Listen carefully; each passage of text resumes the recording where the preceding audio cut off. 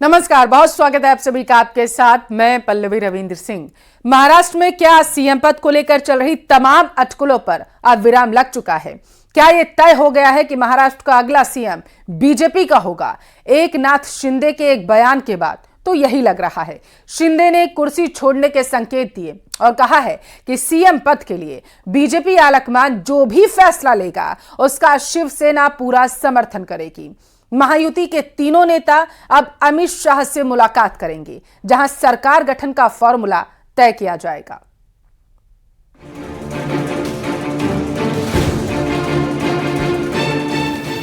Bharatiya Janata party के वरिष्ठ नेता जो निर्णय लेंगे मुख्यमंत्री पद के बारे में, जो उनका कैंडिडेट होगा उसको हमारा शिवसेना का पूरी तरह समर्थन है। एकनाथ शिंदे का ये बयान क्या महाराष्ट्र में सीएम पद को लेकर चल रही तमाम अटकलों पर विराम है? शिंदे ने साफ कर दिया है कि सरकार बनाने में उनकी तरफ से कोई अड़चन नहीं है। सीएम पद के लिए बीजेपी आलाकमान जो भी फैसला लेगा उसका शिवसेना पूरा समर्थन करेगी। बीजेपी का सीएम उन्हें मंजूर है। सरकार गठन और सीएम की कुर्सी पर शिंदे ने और क्या कहा, आइए सुनते हैं। कल आदरणीय प्रधानमंत्री जी से भी बात की, उनको भी कहा सरकार बनाने में हमारी तरफ से कोई अड़चन नहीं है, आप निर्णय ले लो जैसे आपके भारतीय जनता पार्टी को आपका निर्णय अंतिम रहता है। हम भी महायुति के कौन लीडर है, एनडीए के लीडर कौन है, मोदी जी है, अमित भाई है, तो उनको कहा कि मैंने अमित भाई जी को भी फोन किया, मोदी जी को भी फोन किया, सरकार बनाने में हमारी तरफ से कोई भी रुकावट, कोई भी अड़चन, कोई भी कुछ भी किसी भी तरह का अड़ंगा नहीं है। एकनाथ शिंदे का यह बयान कुर्सी छोड़ने का संकेत बताया जा रहा है।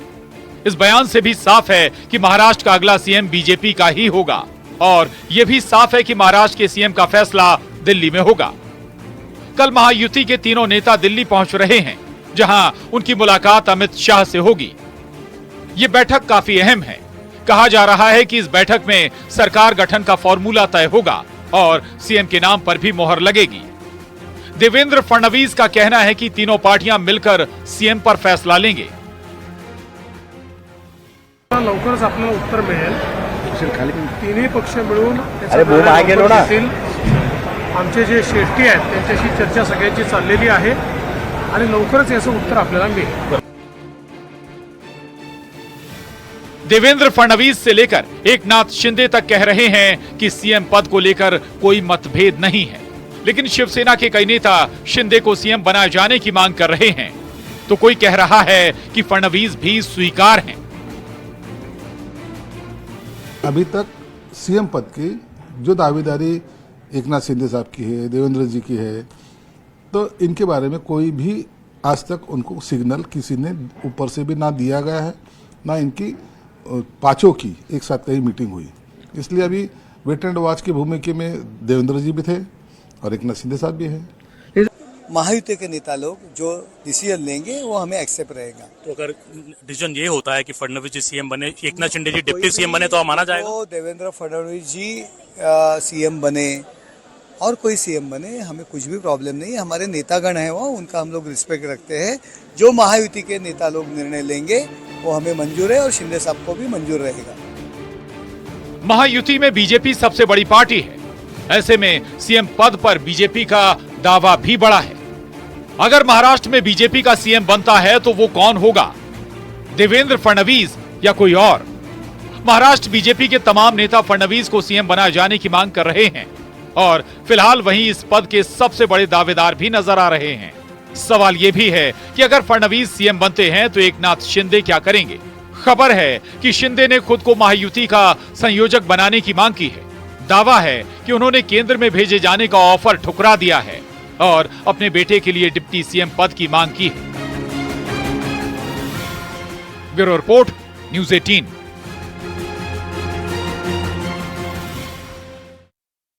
दिल्ली का रुख करेंगे संसद भवन। प्रियंका गांधी पहुंच चुकी हैं। प्रियंका गांधी वाड्रा इस वक्त बताया जा रहा है कि संसद भवन पहुंच चुकी हैं और कुछ देर में बतौर सांसद शपथ लेती हुई प्रियंका गांधी नजर आएंगी। सोनिया और राहुल गांधी भी प्रियंका के साथ संसद भवन पहुंच चुके हैं। वायनाड से लोकसभा सांसद चुनी गई हैं प्रियंका गांधी और यही वजह है कि पहली बार सांसद बनी प्रियंका गांधी। शपथ लेंगी अब से कुछ ही देर में। तो बड़ी खबर आपके टेलीविजन स्क्रीन पर, कांग्रेस की दिग्गज नेता प्रियंका गांधी वाड्रा इस वक्त संसद भवन में मौजूद हैं। प्रियंका जी फर्स्ट डे, प्रियंका जी क्या कह रहे हैं? Very happy. Any comment on Priyanka ji first day? Priyanka ji क्या कह रहे हैं? Very happy. Any comment on Priyanka ji first day? Priyanka ji क्या कह रहे हैं? Very happy. Any comment on Priyanka ji first day? Priyanka ji क्या कह रहे हैं? मैं भारत की प्रभुता और अखंडता अक्षुण्ण रखूंगी तथा जिस पद को मैं ग्रहण करने वाली हूं उसके कर्तव्यों का श्रद्धापूर्वक निर्वहन करूंगी। जय हिंद।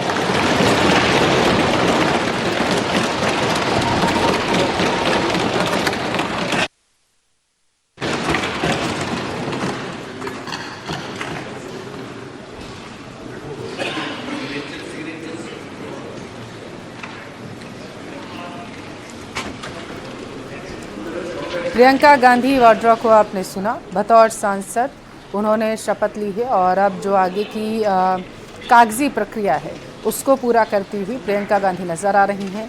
संसद भवन से सीधी तस्वीरें आपके टेलीविजन स्क्रीन पर हैं, आप देख सकते हैं किस तरीके से अब वो पहले उन्होंने शपथ ली और उसके बाद वहाँ पर वो आगे की कार्रवाई कर रही हैं। यहाँ पर आपकी जानकारी के लिए आपको बताते चले कि वायनाड से सांसद जो हैं वो चुनी गई हैं प्रियंका गांधी वाड्रा। वायनाड सीट पहले राहुल गांधी के पास थी, राहुल गांधी यहाँ से सांसद थे, हालांकि क्योंकि वो 2 जगह से सांसद बने थे इस वजह से उन्हें एक सीट छोड़नी थी और उन्होंने ये फैसला किया कि वायनाड सीट जो है वो छोड़ेंगे और वहाँ पर कांग्रेस की तरफ से धरातल पर उतारी गई थी चुनाव लड़ने के लिए प्रियंका गांधी वाड्रा और उन्होंने वहाँ से जीत दर्ज की है।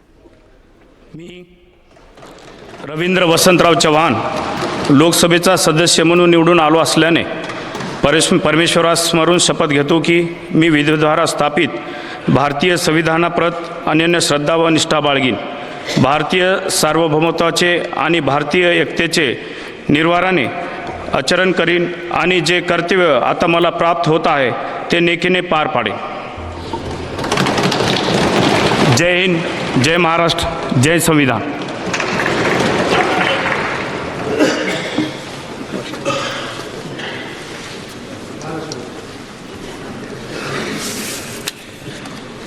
प्रश्नकाल क्वेश्चन नंबर 41 श्री राम प्रसाद चौधरी।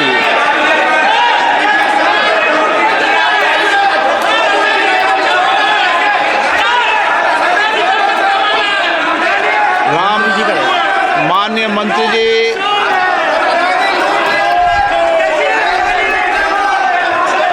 तो प्रियंका गांधी वाड्रा ने शपथ ले ली है। आइए आपको एक बार फिर से वो तस्वीरें दिखाते हैं।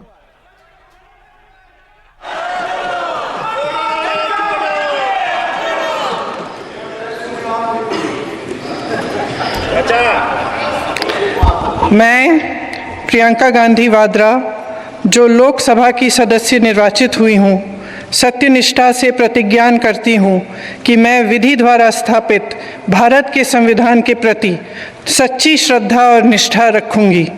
मैं भारत की प्रभुता और अखंडता अक्षुण्ण रखूँगी तथा जिस पद को मैं ग्रहण करने वाली हूँ उसके कर्तव्यों का श्रद्धापूर्वक निर्वहन करूँगी। जय हिंद।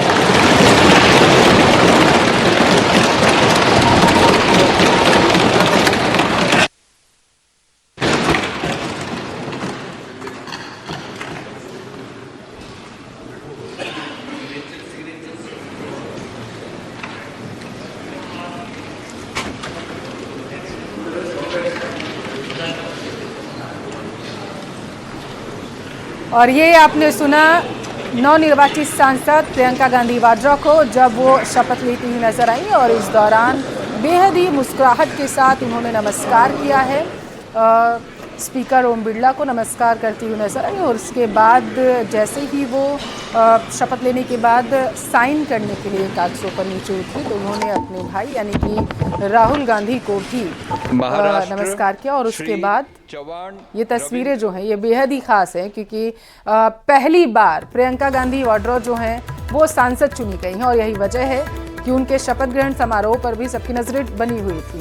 और ये दो तस्वीरें आपके टेलीविजन स्क्रीन पर हैं। पहली तस्वीर आप देख पा रहे हैं, लोकसभा की कार्यवाही जो है उसकी शुरुआत हो चुकी है और राज्यसभा की कार्यवाही भी जो है उसकी शुरुआत की गई है। दोनों तस्वीरें आपके टेलीविजन स्क्रीन पर हैं और इस बार सबसे ज्यादा नजर जो है वो बनी हुई है लोकसभा की कार्यवाही पर। माननीय मंत्री जी कपड़े पर रखा हुआ, माननीय सदस्यगण, मैं आपसे आग्रह करता हूं,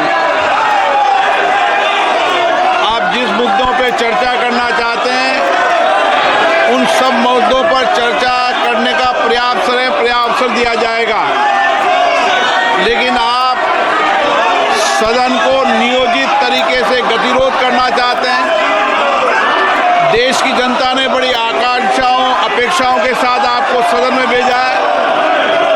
आप उनके मुद्दे उठाएं, अपने क्षेत्र की समस्याओं को उठाएं, अभाव को उठाएं। मैं आपको पर्याप्त समय दिया है और दूंगा, लेकिन जिन मुद्दों को लेकर इस देश का कोई संबंध नहीं है उन पर चर्चा करने के लिए नियम प्रक्रियाओं को अपनाया जाता है। मेरा आपसे आग्रह है कि आप अपने अपने सीट पर जाकर बैठें। आपको पर्याप्त समय पर्याप्त अवसर देंगे, हर विषय पर देंगे, लेकिन ये गतिरोध का तरीका ठीक नहीं है। संविधान की 75 वर्ष के अंदर संविधान सभा में भी डिबेट हुई थी, सहमति भी हुई थी, लेकिन मर्यादित आचरण रखा था। आपका ये मर्यादित आचरण नहीं है। आप अपनी अपनी सीट पर दें, मैं आपको पर्याप्त समय पर्याप्त अवसर हर मुद्दे पे दूंगा। आप सदन चलाना चाहते हैं, चर्चा करना चाहते हैं, सदन की कार्रवाई आज 12 बजे तक के लिए स्थगित की जाती है।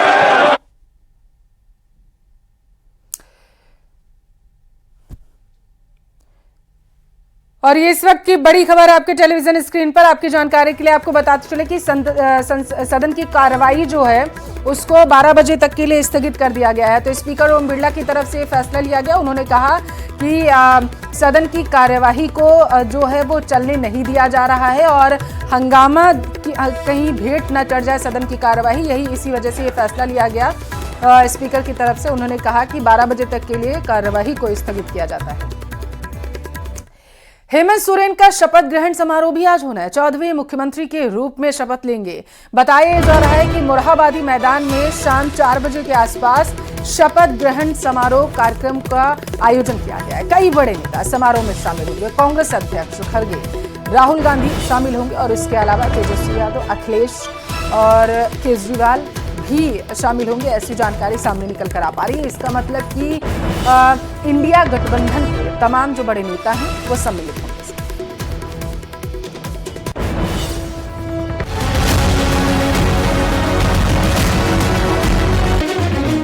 झारखंड के राजनीतिक इतिहास में ऐसा पहली बार हुआ है जब कोई सरकार अपना कार्यकाल पूरा कर दूसरी बार सत्ता में वापस आई। गुरुवार को हेमंत सोरेन प्रदेश के 14वें मुख्यमंत्री पद की शपथ लेंगे। हेमंत सोरेन व्यक्तिगत तौर पर चौथी बार सीएम पद की शपथ लेंगे। मुख्यमंत्री पद की शपथ लेने से पहले सीएम हेमंत सोरेन बुधवार को रामगढ़ के लुकैया टांड में अपने दादा सोबरन सोरेन के 67वें शहादत दिवस कार्यक्रम में शामिल हुए। हेमंत के साथ उनकी पत्नी और विधायक कल्पना सोरेन भी मौजूद थी।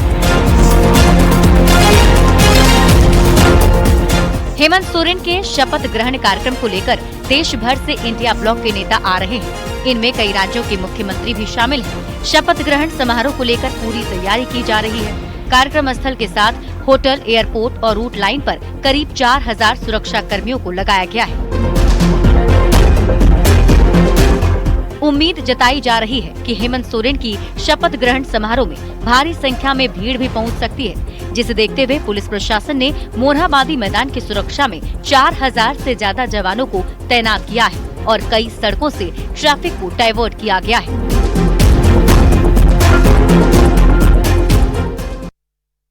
हेमंत सोरेन लगातार दूसरी बार चुनाव जीतने के बाद अपना मंत्रिमंडल बनाने जा रहे हैं और इस बार क्षेत्रीय संतुलन से लेकर जातिगत फैक्टर को ध्यान में रखते हुए कैबिनेट का गठन किया जाएगा।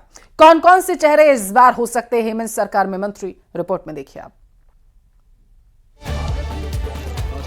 झारखंड विधानसभा में शानदार वापसी के बाद हेमंत सोरेन एक नए जोश के साथ शपथ लेने की तैयारी में है। सीएम का चेहरा हेमंत सोरेन होंगे, इस पर कोई सस्पेंस नहीं है, पर इस बार हेमंत कैबिनेट का हिस्सा कौन होगा, इस पर सबकी नजर है। चर्चा है कि 5 विधायकों पर 1 मंत्री पद मिलने की संभावना है। जेएमएम से 6, कांग्रेस से 4 और आरजेडी कोटे से 1 विधायक को मंत्री बनाने का फॉर्मूला तय किया गया है, जिसमें क्षेत्रीय संतुलन और जातिगत फैक्टर पर भी फोकस रहेगा। हेमंत सरकार की नई कैबिनेट में कई नए चेहरों को मौका मिलेगा, तो कुछ पुराने चेहरे दोबारा मंत्रिमंडल का हिस्सा बनेंगे। जेएमएम कोटे से दीपक बिरुवा, हफीजुल हसन, रामदास सोरेन और मथुरा महतो को मंत्री बनाने की चर्चा तेज है। इसके अलावा सुदेव सोनू, योगेंद्र प्रसाद, हेमलाल मुर्मू और लुइस मरांडी भी दौड़ में हैं। कांग्रेस कोटे से रामेश्वर उरांव, इरफान अंसारी, दीपिका पांडे सिंह को फिर से मौका देने पर विचार किया जा रहा है। प्रदीप यादव, अनूप सिंह, शिल्पी नेहा तिर्की और नमन विक्सल कोंगाड़ी के नाम भी मंत्रिमंडल की रेस में हैं। जबकि आरजेडी कोटे से सुरेश पासवान या संजय प्रसाद यादव को कैबिनेट में जगह मिल सकती है।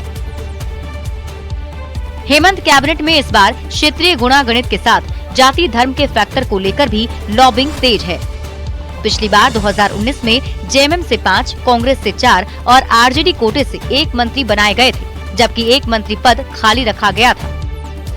सत्ता में जबरदस्त वापसी के बाद हेमंत सोरेन अब कैबिनेट को लेकर क्या फैसला लेते हैं, इस पर सबकी नजर है।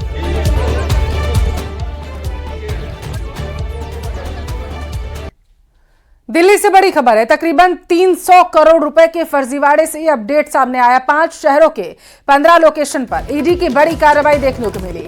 राजस्थान, दिल्ली, हैदराबाद, पुणे में सर्च ऑपरेशन लगातार जारी है। जानकारी ये है कि PYYPL ऐप से तकरीबन 300 करोड़ भेजे गए दुबई और मोबाइल ऐप के जरिए 1500 से ज्यादा अकाउंट खोले गए। ईडी के रडार पर कई चार्टर्ड अकाउंटेंट्स के साथ क्रिप्टो करेंसी भी आ चुकी है। विदेश से लेनदेन का बड़ा आरोप क्रिप्टो करेंसी के जरिए लगाया जा रहा है। युवाओं को नौकरी देने के नाम पर करोड़ों रुपए की ठगी यहां पर की गई है। तो ये बड़ा फर्जीवाड़ा 300 करोड़ के आसपास का सामने आया है। आपके टेलीविजन पर स्क्रीन पर इस वक्त की सबसे बड़ी खबर हम आपको बता रहे हैं, जहां पर ईडी के रडार पर कई चार्टर्ड अकाउंट्स जो हैं वो आ चुके हैं। जानकारी ये सामने निकल कर आ पा रही है कि मोबाइल ऐप के जरिए 1500 से ज्यादा अकाउंट खोले गए, ऐसा आरोप है। और इन्हीं अकाउंट्स की अब तफ्तीश करने में ईडी जुटी हुई है और किस तरीके से क्रिप्टो करेंसी के जरिए बड़ा हेरफेर किया गया है, इसके बारे में जानकारी जुटाई जाएगी। दिल्ली से इस वक्त की बड़ी खबर है, जहां पर ईडी ने कई शहरों में छापेमार कार्रवाई को अंजाम दिया है। आपकी जानकारी के लिए आपको बता चले, इसमें राजस्थान, दिल्ली से लेकर के हैदराबाद, पुणे भी आ चुका है और यहां पर ईडी की कार्रवाई लगातार जारी है। ईडी छापेमार कार्रवाई को अंजाम देने के साथ साथ 1500 अकाउंट जो खोले गए हैं नए, उनको लेकर के भी जानकारी जुटाने में जुटी हुई है, ताकि पता लगाया जा सके कि क्रिप्टो करेंसी के जरिए आखिर विदेशों से कैसे लेन देन किया गया, इसके पीछे कौन है और इस सब के पीछे आखिर मास्टरमाइंड कौन है, जिसके इशारे पर यह बड़ा फर्जीवाड़ा किया गया है। इसकी तहकीकात जो है ईडी कर रही है और तह तक जाने के लिए 1500 अकाउंट जो खोले गए हैं उनको खंगाला जा रहा है। जानकारी है कि मोबाइल ऐप के जरिए इन 1500 जो हैं अकाउंट्स खोले गए। PYYPL ऐप से 300 करोड़ रुपए की जुड़े। ज्यादा जानकारी लेंगे संवाददाता शंकर आनंद हमारे साथ टेलीफोन लाइन पर जुड़े हुए हैं। शंकर, 300 करोड़ रुपए का हेरफेर, मामला बड़ा। निश्चित तौर पर देखिए, आज केंद्रीय जांच एजेंसी ईडी के द्वारा एक बड़े सर्च ऑपरेशन की कार्रवाई को अंजाम दिया जा रहा है। ये जो सर्च ऑपरेशन है, ये साइबर क्राइम से जुड़े मामले में आज जिस तरह से तकरीबन 300 करोड़ का जो फर्जीवाड़ा है वो निकल के आया था, तो इस मामले में जांच एजेंसी ईडी के द्वारा सर्च ऑपरेशन की कार्रवाई को अंजाम दिया जा रहा है। और अगर बात करें लोकेशन की बात करें तो राजधानी दिल्ली, हैदराबाद, पुणे, राजस्थान की अगर बात करें तो राजस्थान में जोधपुर में इस वक्त में सर्च ऑपरेशन की कार्रवाई को अंजाम दिया जा रहा है। और जिस तरह से एक मोबाइल ऐप के माध्यम से तकरीबन 300 करोड़ रुपया जिस तरह से विदेश भेजा गया, दुबई भेजा गया, और दुबई के बाद वो पैसे जिस तरह से अलग अलग मोबाइल ऐप के माध्यम से पैसे को भेजा गया, तकरीबन 1500 से ज्यादा अकाउंट्स वो क्रिएट किया गया। उसके बाद इस मामले पे जिस तरह से फर्जीवाड़े को अंजाम दिया गया, तो इस मामले में कई चार्टर्ड अकाउंटेंट भी जांच एजेंसी के रडार पर हैं, और चार्टर्ड अकाउंटेंट के द्वारा जिस तरह से एक पूरे मामले में उसकी भूमिका निकल के आई है, तो इस मामले में जांच एजेंसी के द्वारा आज तफ्तीश की जा रही है। हालांकि आज एक और महत्वपूर्ण खबर मैं बताना चाहूंगा कि इसी तफ्तीश के दौरान में ईडी के अधिकारियों पर भी एक हमला किया जाता है आरोपियों के द्वारा, और ये घटना जो हुई है दिल्ली के बिजवासनी एरिया में हुई है। जब आज सुबह में सर्च ऑपरेशन करने के लिए टीम पहुंची थी, उसी दौरान में ईडी के अधिकारियों पर आरोपियों के द्वारा हमला किया जाता है, और कुर्सियां फेंकी जाती हैं और अन्य सामान फेंके जाते हैं, और काफी जो हंगामा बरपता है। हालांकि इस मामले की जानकारी स्थानीय पुलिस को भी दे दी गई है। और जिस तरह से अगर जोधपुर कनेक्शन की अगर बात करें, तो जोधपुर के रहने वाले कुछ आरोपी जो हैं वो जांच एजेंसी के रडार पर पिछले कुछ दिनों से थे, तो उसके खिलाफ आज सर्च ऑपरेशन की कार्रवाई को अंजाम दिया जा रहा है। और जोधपुर की अगर बात करें तो जोधपुर से जुड़े हुए कई अलग अलग लोकेशन पर सर्च ऑपरेशन की कार्रवाई को अंजाम दिया जा रहा है। तो देर शाम तक इस मामले में जांच एजेंसी के द्वारा औपचारिक तौर पर बताया जाएगा कि सर्च ऑपरेशन के दौरान क्या क्या सबूतों को इकट्ठा किया जाता है, किया गया है, और किस तरह से तमाम आरोपियों के खिलाफ कार्रवाई की गई है। तो इन तमाम मामलों पर विस्तार से जानकारियों को और ये दिल्ली और राजस्थान की बात करें तो यहाँ पर कितने स्थानों पर छापेमार कार्रवाई को अंजाम दिया जा रहा है? देखिए, अभी लोकेशन की जानकारी नहीं दी गई है, लेकिन ये बताया गया है कि जोधपुर में इस वक्त में सर्च ऑपरेशन की कार्रवाई को अंजाम दिया जा रहा है। और जो जोधपुर के जो कुछ चार्टर्ड अकाउंटेंट हैं, और इसके साथ ही कुछ जो पैसों का लेन देन जो संदिग्ध करने वाले लोग हैं, वो जांच एजेंसी के रडार पर हैं। और जिस तरह से इस मामले में जो एक कहा जा सकता है कि करोड़ रुपए का जो एक जो साइबर क्राइम का जो मामला है, उस मामले में कई महत्वपूर्ण इनपुट जो है जोधपुर से जुड़े हुए हैं। तो जोधपुर से जुड़े मामले पर भी आज सर्च ऑपरेशन की कार्रवाई को अंजाम दिया जा रहा है। तो एक तरह से कह सकते हैं कि ये मामला अपने आप में बड़ा मामला है, और इस मामले में केंद्रीय गृह मंत्रालय की एक संस्था जो है I4C, उसके द्वारा और ईडी के द्वारा एक ज्वाइंट इन्वेस्टिगेशन की प्रक्रिया को आगे बढ़ाया गया है। और कह सकते हैं कि इस मामले में जल्द ही कुछ आरोपियों की गिरफ्तारी भी संभव है। ये 1500 से ज्यादा जो अकाउंट खोले गए हैं, अब रडार पर क्या जिनके नाम पर ये अकाउंट होंगे वो भी आ जाएंगे, या फिर इसके मास्टरमाइंड की तलाश की जाएगी? देखिए, यही जो मामला है बहुत बड़े स्तर पर है, क्योंकि 1500 अकाउंट की तो अभी शुरुआती तौर पे जानकारी मिली है। और ये जो 1500 अकाउंट्स हैं, इसके माध्यम से तकरीबन 300 करोड़ रुपया विदेश भेजे गए, दुबई भेजा गया है। तो कई आरोपी जो दुबई में रहते हैं, उसका भी कनेक्शन जो राजस्थान से जुड़ा हुआ नजर आ रहा है, कि जो दुबई में रह करके इस पूरे स्कैम में जिसकी भूमिका निकल के सामने आई थी। तो इस माध्यम से ये भी जानकारी मिली थी कि एक मोबाइल ऐप के माध्यम से किस तरह से एक फर्जीवाड़े को अंजाम दिया जा रहा था। तो इस मोबाइल ऐप के बारे में जानकारी मिली है। उस मोबाइल ऐप का की अगर बात करें, पीपल उसका नाम है, PYPL, पेपल एक ऐप है। इसके माध्यम से इस पूरे स्कैम को अंजाम दिया जा रहा था। ठीक है, तो शंकर आप नजर बनाए रखिएगा। फिलहाल के लिए शुक्रिया आपका जानकारी पहुंचाने के लिए। और इस वक्त की सबसे बड़ी खबर आप तक पहुंचाएंगे। राजस्थान समेत 3 राज्यों में आईटी जो है छापेमार कार्रवाई को अंजाम दे रही है। जानकारी है कि उदयपुर और जयपुर में कई ठिकानों पर छापा मारा गया। उदयपुर में 19 और जयपुर में 1 जगह पर छापेमार कार्रवाई की जा रही है। लगभग 23 ठिकानों पर यह कार्रवाई चल रही है। महाराष्ट्र और गुजरात में भी 3 ठिकानों पर छापा मारा गया। ट्रांसपोर्टर उदयपुर गोल्डन के ठिकानों पर इनकम टैक्स की यह कार्रवाई देखने को मिली है। तो बड़ी खबर आपकी टेलीविजन स्क्रीन पर। उदयपुर गोल्डन ट्रांसपोर्ट के मालिक हैं टीकम सिंह राव। महाराणा प्रताप कॉलोनी में टीकम सिंह का आलीशान घर है, ऐसी जानकारी है। घर पर ही आयकर विभाग की टीम जो है छापेमार कार्रवाई को अंजाम दे रही है।